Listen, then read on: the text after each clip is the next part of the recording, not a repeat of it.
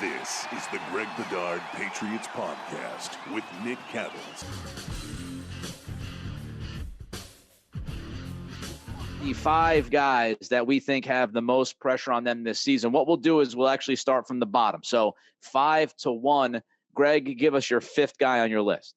Fifth guy for me is Matthew Judon. And I think this is a guy who has even acknowledged he realized that he basically disappeared down the stretch. And he's talked about that he needs to be in better shape and, he needs to anticipate how teams are going to react to him and things like that. But I think, when you look at, number one, how much the Patriots are paying him, he's at the top of the food chain in terms of he's the highest paid player on the team, cap space, real money. You talk about what he means to this team and about how, look, we might think good things of, say, Josue and Ronnie Perkins and, whoever on the other side. But, in terms of dominating pass rushers, there's little doubt the Patriots have made this scheme with Matthew Judon in mind, that he is going to be the star outside guy who's going to affect the quarterback more often than not. And the scheme is predicated on that. So not only, should, Judon have, internal pressure to make up for what happened last year down the stretch. And I don't think there's any coincidence that the Patriots defense was riding high when he was dominating games. He was a legitimate defensive player of the year candidate. Then all of a sudden he disappeared and the defense nosedived and they couldn't stop anybody. They couldn't stop the Bills, as we all know. We couldn't get him to punt. And I think I think he realizes that for this defense to be good, which is going to be a key for this team overall, Matthew Judon has to be that player consistently throughout the season. So I do think that there's pressure on him, and I think he knows it. Jonnu Smith is my guy at 5. Look, I think he could be an X factor for this offense. If you look at what they can put together, and we talked about this the last podcast about there is some good depth offensively on this team at receiver, at tight end, at running back. I'm not worried about their running game whatsoever. I actually feel as good about their receiving core as I felt about their receiving core in a number of years. If Jonnu could be that second guy along with Hunter Henry, defenses have a lot to deal with. If they've got to deal with the Jonnu factor, and we talked about everything that he could bring to the table last year. We don't need to go down that road again, but I do think he's kind of the unaccounted for piece. And the reason why he's 5 on my list is, obviously they made the playoffs last year without him being a factor. So they could still survive if he doesn't play great. But man, if he ups his level, Greg, I think this offense is just that much better. Absolutely. I agree with you. And he is on my list. He's a little bit higher. But at number 4, I had Matt Patricia. And this is a guy who could go up the list. We just don't know exactly what he's doing. I'm just dealing with what I think right now, which is he's going to be the offensive line coach. I think he's going to do fine at that. I'm most interested to see, all right, is he the offensive coordinator? Is he the play caller? Is he coordinating the offense during a week and Joe Judge is going to be calling play? We don't know what's going on, but I just think in terms of, we know he's going to be the offensive line coach. He's going to have at least a lot of input into their direction as an offense. And I think that, he needs to deliver. I think that the offensive line, and I think he'll do fine. But look, the offensive line needs to play really well. I mean, for those pieces that you talked about to work, for Mac Jones to blossom in year 2 and take another step, Matt Patricia has to figure out what's going on in the offensive line, whether it's Trent Brown on the left side, got to get, high level of play from a rookie and Cole Strange. Can Michael Wenu play guard? He couldn't last year well enough. He got replaced by Ted Karras. Is it Isaiah Wynn on the right side, or is he going to get traded and they got to plug somebody else in? Whatever it is, the offensive line has to play well. So for me, Patricia has to be on his game. I have some confidence that that's going to happen, but I do think there's a lot of pressure on him, especially with what Belichick's risking, Yeah, no doubt. Look, you set me up perfectly. Trent Brown. Trent Brown's my next guy. To go along with what you just said, I mean, if Trent Brown can't stay healthy, if Brown doesn't have a good season productively up front, this offensive line, they have some question marks. If Brown plays well and stays healthy, a lot of the other pieces kind of just slide right in and you feel better about it. But you've got the David Andrews injury situation going on. Is he going to be 100% as they get closer to training camp?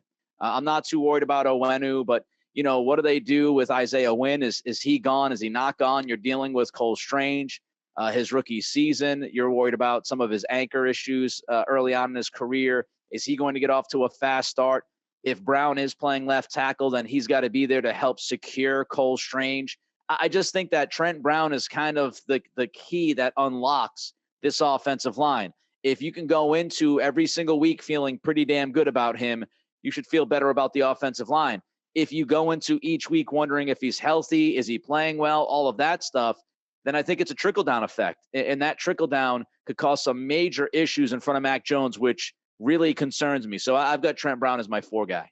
Yeah, good name. I definitely considered him. He's not on my list, but I did consider him for the reasons that you laid out. Number 3 for me is a guy we already talked about, Jonnu Smith. And the reason why he's higher on my list than probably most, like you had him at 5, is because I'm also taking into consideration that the Patriots have, for now, jettisoned the fullback.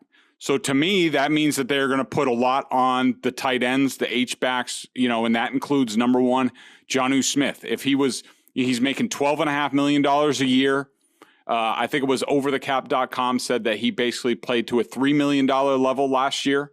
Yeah, and so if they're not going with a fullback, he's going to be the H-back to get him on the field more and do some things. And so he's going to be asked to do more blocking. He's going to get the ball out of the backfield. He'll get some, wheel routes and things like that. Like they are, by getting rid of the fullback, they have already put more pressure on Jonnu Smith. He didn't deliver last year. Good signs so far, I would say, in the offseason. But to me, there's no question that there's a ton of pressure on Jonnu Smith, and it'll be interesting to see how he reacts.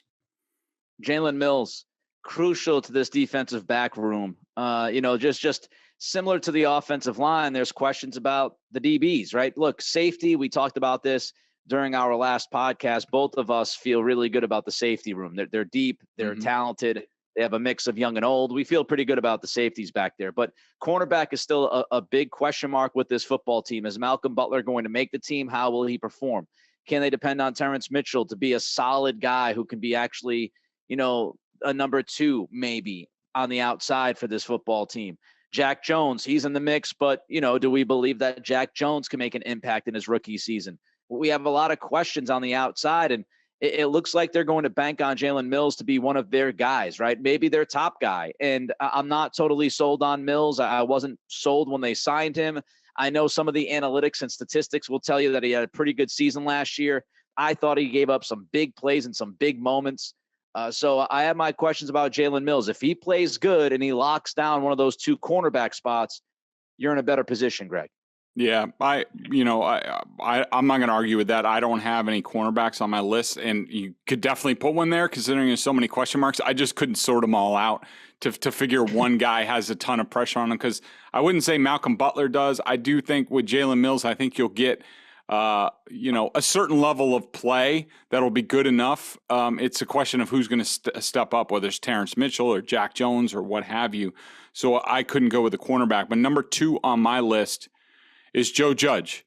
What we know so far, he's at least going to be coaching Mac Jones. And to me, there is no bigger position, more important position, especially after watching Josh McDaniels go to Las Vegas and the amount that he had to coach Mac Jones last year, that everybody's going to be looking at Mac Jones. And if Mac Jones is not good enough, if he takes a step back or just treads water, everybody is going to look at Joe Judge and blame Joe Judge. And so, for me, and one guy who I didn't have on this list, who, I'll just bring up here real quick, was Mac Jones. Because I think Mac Jones, if he's successful this year, everybody's going to say, give him the credit. If he's bad this year, it's going to go on Joe Judge, Matt Patricia, Bill Belichick. And so I think that Joe Judge, I don't think there's any question. After what happened in New York, he's switching sides of the ball. Now he's coaching quarterbacks. Nobody, if you did a survey, I would say like 90% of people think this is going to be a disaster. And Joe Judge has to know that. He knows that. We talk about, is pressure real? He knows that. He knows he has to deliver. We'll see whether he does or not. Again, you set me up perfectly. Mac Jones is my number 2 guy. Dealing with new staff, dealing with a new play caller, whoever that is, dealing with new offensive terminology. There's expected improvement from him. Everybody is kind of looking at him to take that big next step here in his second season. I was watching the NFL Network yesterday, and Pete Schrager's talking about how he thinks he could have a legitimate shot at MVP if the Patriots, play well enough and battle for the AFC East. It just feels like over the past few weeks, as people have seen Mac in better shape, and I know it's T-shirts and shorts, but all of these, reports from practice about how accurate he is. And yes, even when you compare his accuracy to last season in T-shirts and shorts, he's better. A lot of people think that this offense is going to be better because of the addition of Devontae Parker and, the growth of some of their younger guys and the growth of the second-year guys like Jonu Smith.